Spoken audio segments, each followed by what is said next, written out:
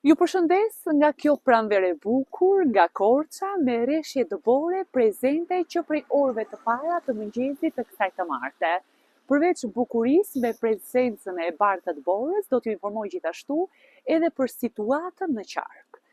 Dëbora ka rënë me intensitet të ulët në qytet dhe deri në mesatar në zonat malore si Dardha dhe Voskopoja, të cilat kanë patur sigurisht rreshjet më të ndjeshme.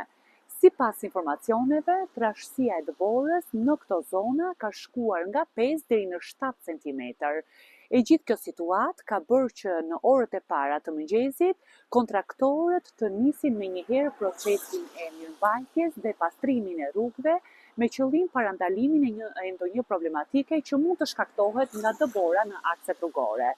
Ndërkohë, sipas njoftimeve nga institucionet përgjegjëse, të gjitha rrugët nacionale dhe turistike në qarkun e Korçës janë të hapura dhe pa probleme për qarkullimin. Dëbora nuk ka shkaktuar bllokime të rrugëve as në zonat malore, por gjithsesi këto rrugë janë nën monitorim. Nga ana tjetër, temperaturat kanë zbritur ndjeshëm gjatë natës dhe mëngjesin e sotëm.